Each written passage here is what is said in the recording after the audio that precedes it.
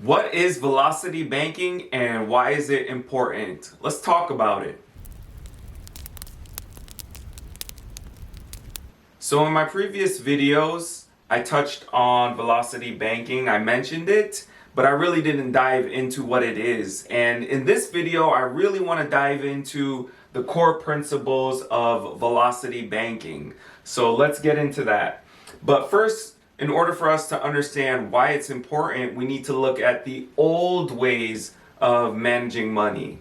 And I like to call it the old ways, but this is very popular nowadays still.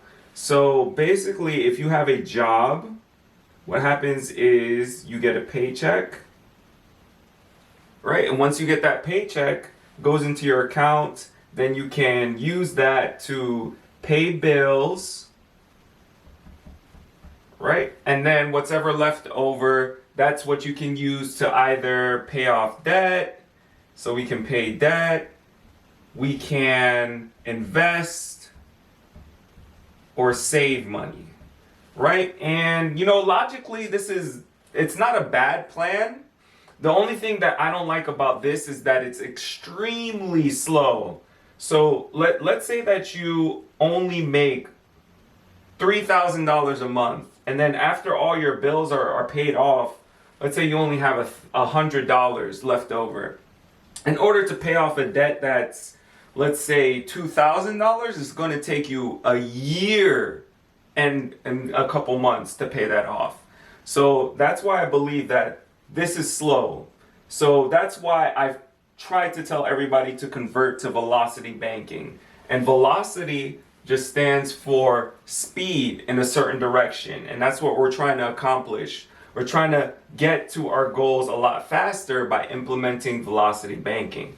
So the two core principles of velocity banking is one, cash flow is king. And simply cash flow is just the amount of money left over after you get paid and you pay off all your bills. So that's basically disposable income. And the reason why cash flow is important is because we cannot do velocity banking without having at least a minimum of $250 in cash flow. Cash flow is very important because it allows us the flexibility to use core principle number 2, which is the leverage triangle. And just to show you a quick demonstration of how this works and the basic principles of velocity banking, right? In the old way, we get our paycheck, we pay our bills, we invest. But with velocity banking, we get our income, right? But instead of using our income to pay our expenses, we leverage our debt tool. And a debt tool basically is a line of credit, right? We're leveraging other people's money, very similar to what businesses do.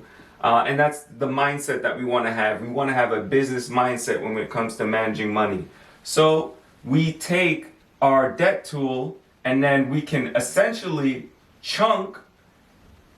So let's say we have a debt tool that allows us to take up to $10,000. We can take half of that, $5,000, and use it towards expenses and paying off debt, right? And if we pay off all this debt, let's say we had a car and a credit card at $2,500.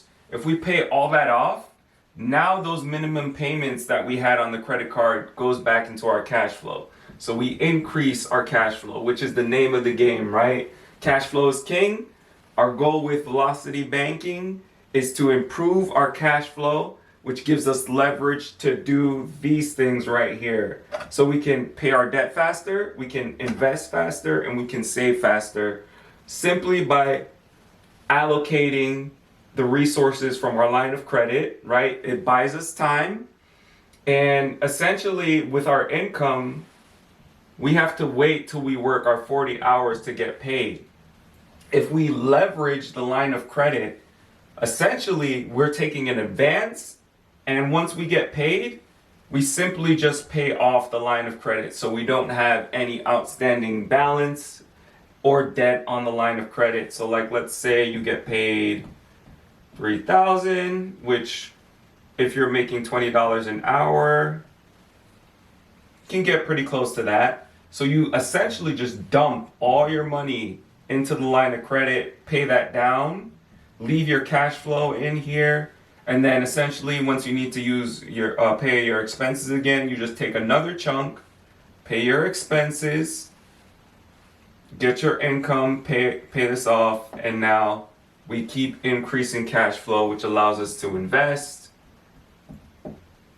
and save a lot quicker, right? And the goal with velocity banking is not to increase more debt by taking out, personal lines of credit and credit cards. It's essentially to reduce the amount of interest. So if you have outstanding balances on credit cards, you can have high interest rates of like 24%. But with a personal line of credit, you can get that down to, let's say, 6%. And since this is calculated as simple interest, if we pay it off before we start calculating interest, we can get away with paying almost 0% interest. And we can offset that off with credit card points and things of that nature. So this is just a brief overview of the core principles of velocity banking. And this can be a bit complicated, especially if you're not familiar with what velocity banking is. But over the next couple videos, I'll dive into each section one by one so you guys can get a better understanding of velocity banking, how you can begin to implement this into your own life slowly and progressively so you don't get overwhelmed. And hopefully this is the beginning of a new system instead of the old way, the new way, which is much faster. And that's what we're focusing on this channel, doing things much more efficiently, more faster, so you can reach your goals quickly. I want to thank all you guys, and I will talk to you in the next video.